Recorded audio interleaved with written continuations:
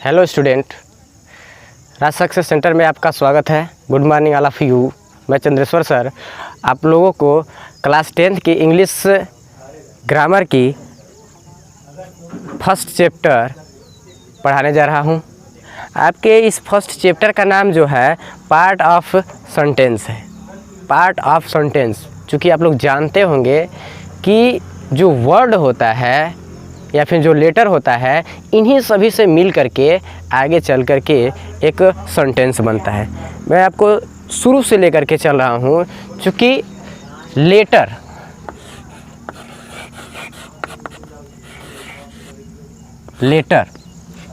ये आपका जो है एक होगा, लेकिन जब इसको हम लेटर्स कर देंगे तो ये आपका टोटल ग्रुप हो जाएगा लेटर्स का। तो इसमें क्या है कि दो चीज़ें इंपॉर्टेंट होती हैं लेटर्स में। पहला जो होता है आपका वावेल्स हो जाएगा, वावेल, ठीक है। और जो दूसरा है आपका कॉन्सोनेंट हो जाएगा।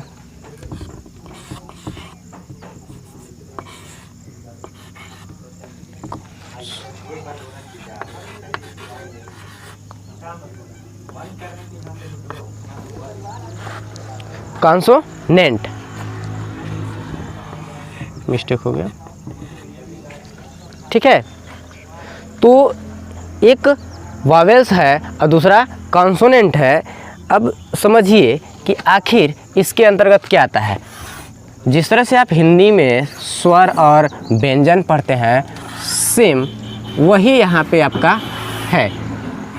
तो जिस तरह से वहाँ पे मात्राएं पढ़ते हैं, तो वहाँ पे मात्राएं आपको आ की मात्रा, छुट्टी की मात्रा पढ़ते हैं, सेम वैसे ही यहाँ पे जो है 5 वावेल्स होते हैं। उसी के थ्रू, यानी कि कह सकते हैं 5 वर्ड है, लेटर है, जिसके द्वारा हम मात्राएं, सभी मात्राएं का प्रयोग कर लेते हैं। जैसे हो गया आपका ए, ई, आई, ओ, यू, ये है।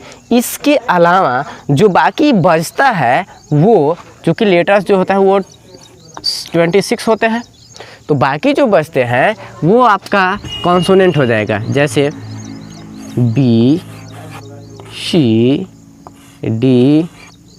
अब चूँकि ई हो गया है, एफ, जी, एच, आई यहाँ पे हो ही गया है, जे, के, एल, एम, एन, ओ हो ही गया है, P, Q, R, S, T, U हो गया है, भी, डब्ल्यू, एक्स, वाई, जेड। ये सारे जो वर्ड हैं वो आपका कॉन्सोनेंट के अंतर्गत आता है, ठीक है। आप जानते हैं कि वावेल्स मतलब स्वर होता है और कॉन्सोनेंट मतलब व्यंजन, ठीक है। तो चूंकि हम पार्ट ऑफ सेंटेंस पढ़ने जा रहे हैं, तो हमको जानना है कि पहले सेंटेंस बनता कैसे है। तो अगर आप लिखना चाहते हैं तो सबसे पहले आप हेडिंग डालेंगे इसमें लेटर्स, इसके बाद वावेल्स और कॉन्सोनेंट को डिवाइड कर देंगे अलग अलग। अब सबसे पहले इसमें आगे हेडिंग आप डालेंगे वर्ड,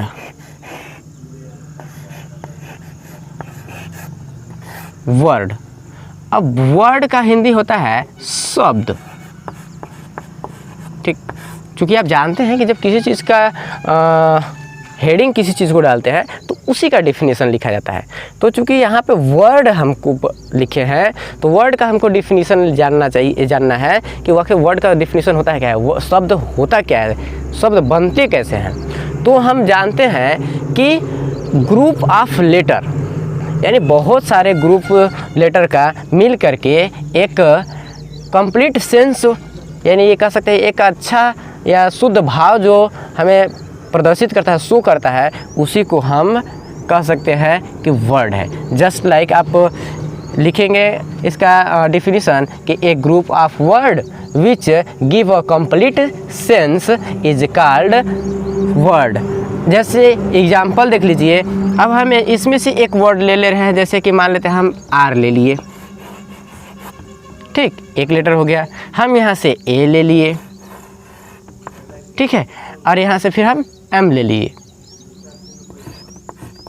अब देखिए, क्योंकि ये एक लेटर है, ये एक लेटर है, ये एक लेटर है, लेकिन जब हम इस टोटल को एक में मिला देते हैं तो ये हो जाता है राम, जो कि ये एक शब्द बन जाता है, ठीक है। तो यानी कि जब ग्रुप ऑफ लेटर आपस में मिलकर के कंप्लीट सेंस देते हैं, कंप्लीट भाव देते हैं, तो उसी को हम शब्द कहते हैं। ये आपका एग्जाम्पल लिख सकते हैं, राम,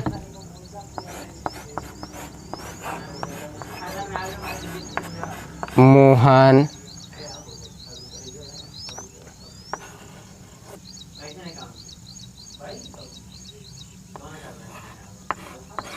सन,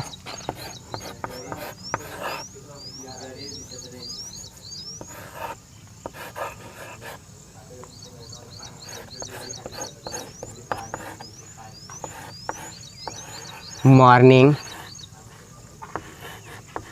etc।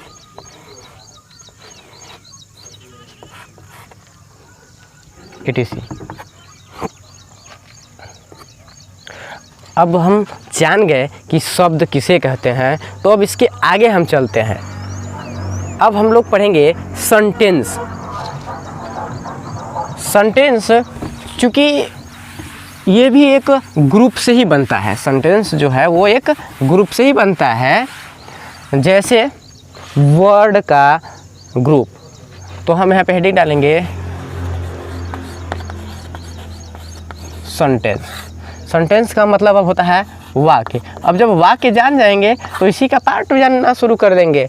तो जो सेंटेंस है, सेंटेंस का जो डिफिनीशन होगा, तो यहाँ पे ये डिफिनीशन होगा कि a group of word, a group of word which give a complete sense is called sentence. फिर से एक बार रिपीट करते हैं कि a group of word which make a complete sense is called sentence. जैसे अब आप देख सकते हैं, क्योंकि हम जान गए हैं कि वर्ड क्या होता है। अब जैसे लिखेंगे एच, अब स्मॉल में लिखते हैं एच ई, ही, क्योंकि एच एक लेटर है, ई एक लेटर है। अब ये दोनों मिलकर के एक वर्ड बन गया। यहाँ पे आई और एस, आई एक लेटर है, यस एक लेटर है, ठीक है। Is, ji O I N G, यानी एक लेटर, ये भी लेटर, ये भी लेटर, ये भी लेटर, ये टोटल लेटर एक एक है। और जब टोटल लेटर मिलकर के एक वर्ड बन गए, ये भी एक वर्ड बन गया, ये भी एक वर्ड बन गया।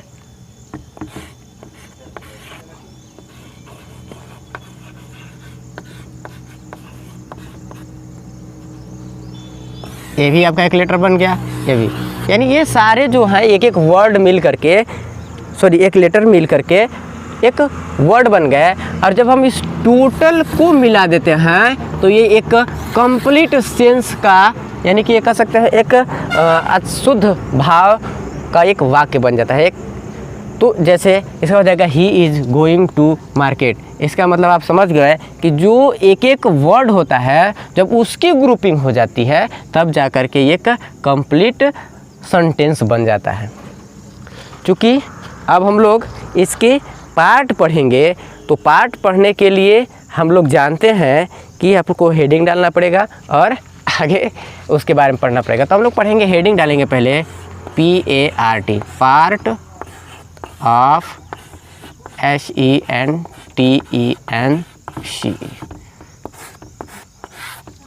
आप लोग जान गए हैं कि सेंटेंस जो है वो ग्रुप ऑफ वर्ड होता है।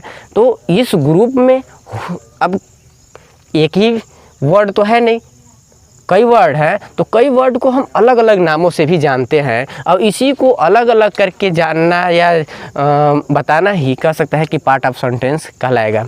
जैसे हम जानते हैं कि पार्ट ऑफ सेंटेंस में मुख्य रूप से इसे दो भागों में डिवाइड कर सकते हैं। तो आप लिख सकते हैं कि sentence is divided into two parts.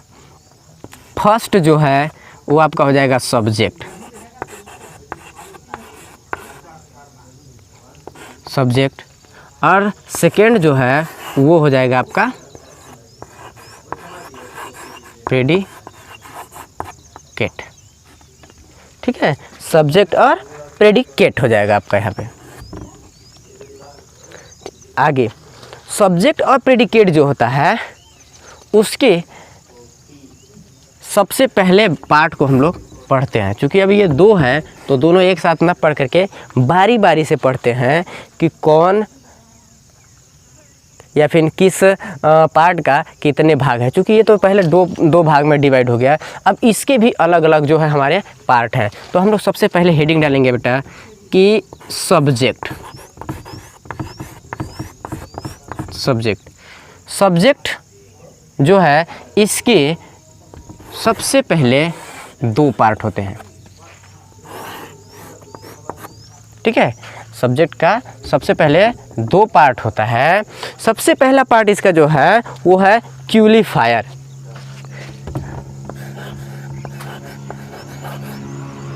क्यूलिफायर, क्यूलिफायर, क्यूलिफायर है। ठीक है, और इसका जो दूसरा भाग है वो मेन वर्ड है।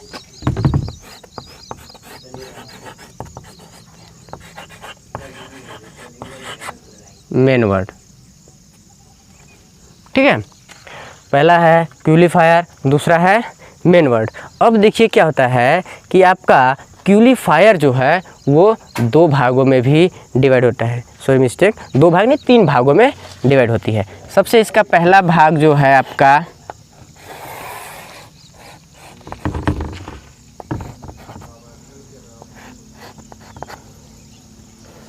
सबसे इसका पहला भाग जो है वो है डिटरमाइनर।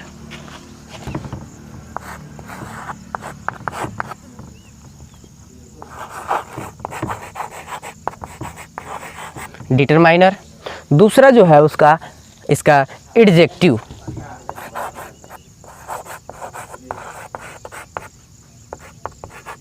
एडजेक्टिव, और इसका जो थर्ड है वो है adjectival phrase. Adjectival, adjectival phrase.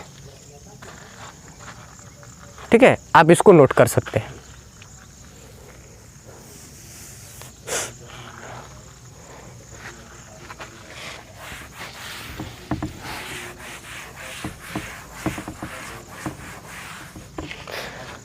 अब जो इसके पार्ट जो हैं इसको हम लोग अलग अलग चार्ट बाय चार्ट पढ़ेंगे।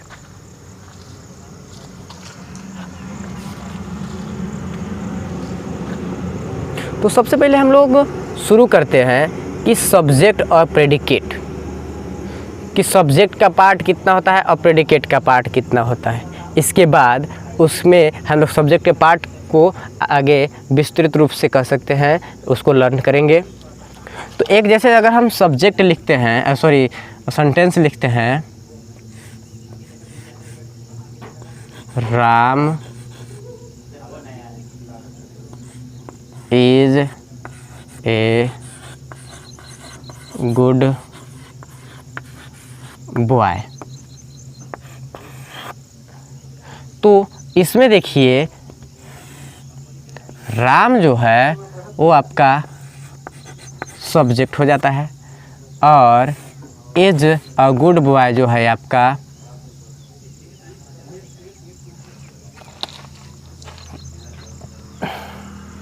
प्रेडिकेट का पार्ट हो जाएगा, प्रेडिकेट का पार्ट। ठीक है, जैसे एक और एग्जाम्पल लिखते हैं,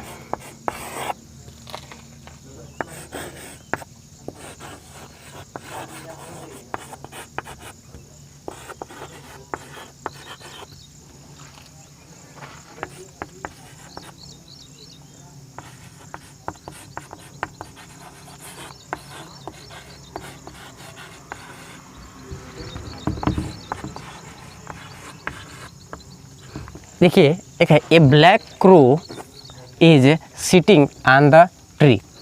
तो इसमें जो है वो ए ब्लैक क्रो, ये टोटल जो है हमारा सब्जेक्ट हो जाता है और ये जो है आगे का प्रेडिकेट हो जाता है।